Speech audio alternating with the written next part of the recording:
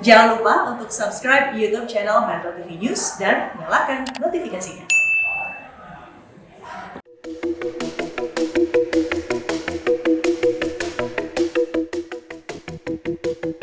Kaidah-kaidah saintifik, kaidah-kaidah ilmiah ini juga saya sudah sampaikan wajib diikuti. Kita ingin keselamatan, keamanan masyarakat itu harus betul-betul diberikan tempat yang paling tinggi. Masyarakat perlu mengetahui vaksin COVID-19 yang nantinya digunakan adalah vaksin yang bakal lulus uji klinis tahap 3 dan menerima Emergency Use of Authorizations atau EUA dari Badan POM serta terdaftar di WHO. Dan telah bergabung dari luar studio juru bicara Satgas COVID-19 Ikatan Dokter Indonesia Erlina Burhan, dan nanti akan bergabung di segmen selanjutnya Direktur LPPOM MUI Lukmanul Hakim. Saya akan menyapa Ibu Erlina terlebih dahulu. Ibu Erlina, selamat malam. Selamat malam, Masih. Iya, Ibu Erlina, akhirnya salah satu kandidat vaksin sudah dikeluarkan izin penggunaan daruratnya, dan tanggapan dari tenaga medis khususnya dari ID seperti apa dengan izin darurat ini? Ya, kita harus menyadari bahwa vaksin ini adalah salah satu upaya pencegahan. Jadi apapun upaya pencegahan ini kita harus dukung, tapi tentu saja ada syarat-syaratnya. Yang pertama adalah bahwa vaksin itu efektif, artinya bisa menurunkan insiden kejadian COVID, kemudian juga aman, safety, ya tidak ada adverse reaction atau tidak ada efek samping. Yang ketiga adalah halal.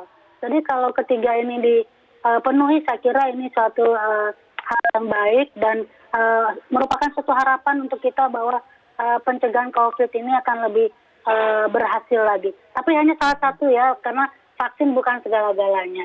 Ya, dan saya juga ingin meralat ya, tapi bukan sudah dikeluarkan loh, karena uji klinisnya baru akan ada interim analysis atau laporan sementaranya di bulan Januari.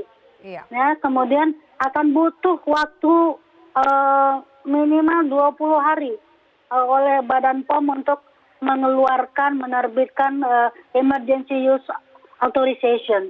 Ya, jadi mungkin akhir Januari begitu ya.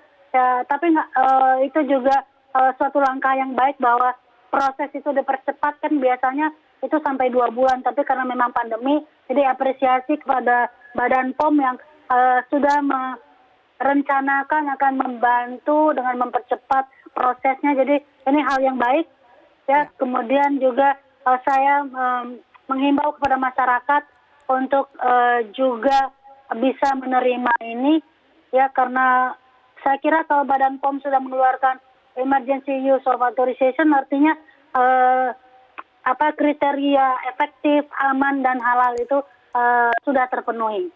Baik, emergency use authorization ini juga harus sesuai dengan standar dari WHO, dan akan kita bahas lebih jauh apa yang harus dipersiapkan oleh tenaga kesehatan dan juga fasilitas kesehatan yang perlu disiapkan sebelum vaksinasi dilakukan. Kita harus jeda, Ibu Erlina, kita lanjut sesaat lagi. Pemirsa, tetaplah bersama kami di Prime Talk.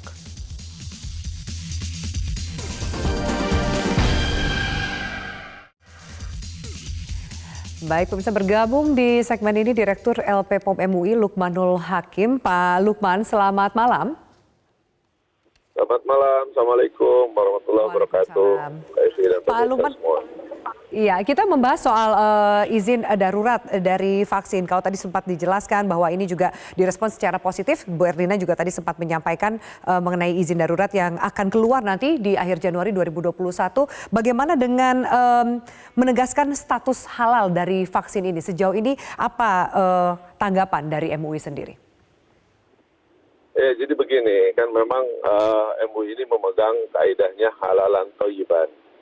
Halal dan thayyib. Nah, untuk halal itu kan sudah kita lakukan pengkajian, pemeriksaan, bahkan audit sampai ke Cina, ke tempat proses produksi.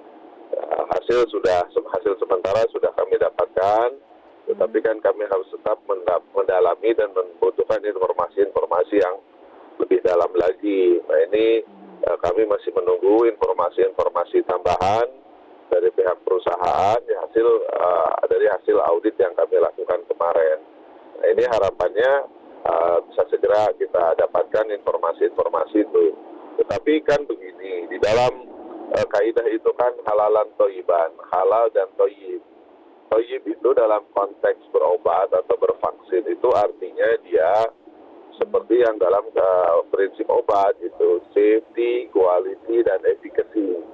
Dia harus memiliki keamanan, berkualitas, dan memiliki khasiat. Artinya itu yang dikeluarkan oleh Badan POM dalam konteks vaksin ini adalah emergency use authorization tadi. Iya. Nah, jadi tentu ketika belum ada emergency use, ya, artinya dia memang aman atau boleh dipakai, ya, tentu kami tidak bisa mengeluarkan ketetapan halal itu.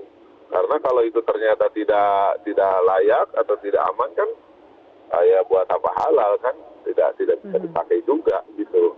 Jadi intinya adalah bahwa tentu ketetapan halal ini harus menunggu juga ketetapan dari Badan POM sebagai konteks kesatuan antara halal dan toyiban.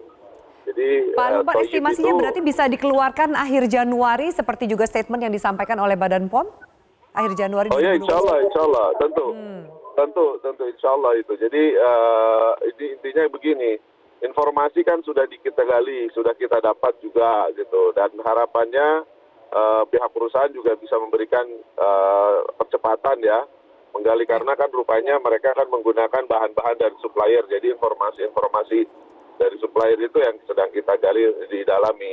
Mudah-mudahan kalau di akhir Januari, jadi artinya sesaat setelah dikeluarkan oleh Badan POM atau kami sudah mengetahui informasi dari Badan POM tentang EUA-nya, ya tentu harapannya kami juga bisa segera mengeluarkan ketetapan halal. Intinya adalah seperti arahan dari pemerintah, harapan dari pemerintah bahwa dua ketetapan itu bisa dikeluarkan secara bersamaan. Fatwa dari Majelis Ulama Indonesia, fatwa penggunaan gitu kira-kira.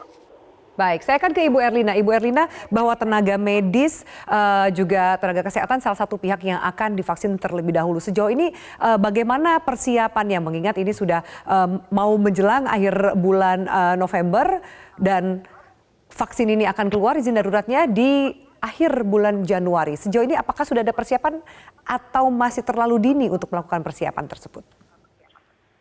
Ya, kalau emergency use authorization akan dikeluarkan di bulan Januari, menurut saya semestinya pemerintah dari sekarang sudah bersiap-siap, baik dari segi logistik maupun alur, maupun simulasi dan lain-lain. Supaya jangan tergesa-gesa.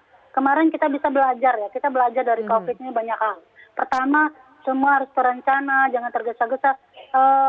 Barangkali Afi ingat waktu ada statement November ini akan semua orang divaksin, wah itu bikin kepanikan. Yeah. Ya, tetapi karena itu nggak ada soundingnya, nggak ada sosialisasi dan komunikasi publiknya juga kurang begitu bagus. Tapi kalau ini kan masih November nih, seharusnya udah mulai nih persiapan. Kalau menurut saya sih saya yakin ya, Kemenkes itu sudah biasa melakukan vaksinasi. Sudah biasa dari zaman dulu, kita semua udah divaksin waktu bayi. Jadi mereka sudah sangat terbiasa. Infrastrukturnya juga sudah established. Tapi ada satu hal yang mesti diingat. Pertama, ini vaksinnya bukan untuk bayi, bukan untuk anak-anak, tapi untuk orang dewasa. Satu. Kedua, vaksin ini baru. Kita juga belum banyak tahu tentang harus disimpan di minus berapa, bagaimana supaya tidak rusak, dan ya itu masalah logistik.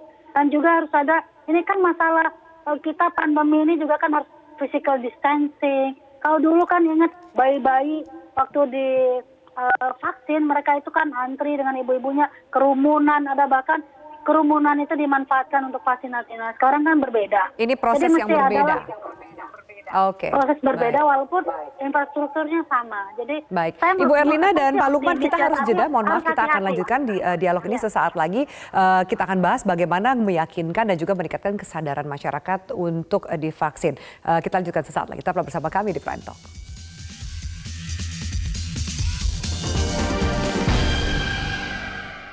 Baik, Ibu Erlina dan Pak Lukman, mungkin dari masing-masing peran dari MUI dan juga dari Satgas, bagaimana meningkatkan kesadaran masyarakat dan menurunkan rasa khawatir masyarakat soal vaksin dan juga vaksinasi ini. Closing statement masing-masing dari Anda, silakan Ibu Erlina. Baik, terima kasih. Jadi saya menghimbau kepada masyarakat dan juga kepada kelompok-kelompok yang diprioritaskan untuk mendapatkan vaksin ini agar menyerahkan kepercayaan kepada Badan POM yang kita harus percaya Badan POM akan melakukan tugasnya dengan baik untuk memastikan vaksin yang akan dipakai di Indonesia ini memenuhi kriteria efektif, aman, dan juga halal. Dan saya kira saya juga menghimbau pemerintah untuk senantiasa melakukan komunikasi publik dan melakukan sosialisasi yang masif kepada masyarakat agar tidak terjadi penolakan dan salah pengertian. Demikian. Baik, terima kasih untuk closing statement Anda, Ibu Erlina, dan silakan Pak Lukman dari MUI. Ya, terima kasih. Jadi sebagaimana yang diketahui bahwa pemerintah meminta Majelis Ulama Indonesia untuk mengawal kehalalan vaksin ini. Jadi Majelis Ulama Indonesia tentu akan mengawal, memeriksa. Ya, kita belum tahu memang apa hasilnya, apakah itu halal atau tidak. Tetapi tentu ada kaidah-kaidah di dalam hukum Islam. Ya, ketika kita harus berobat atau bervaksin pada situasi seperti ini, kalau itu halal otomatis itu sudah mudah langsung bisa dipakai. Dan itu adalah sebuah anjuran di dalam syariat untuk selalu berusaha berobat termasuk bervaksin.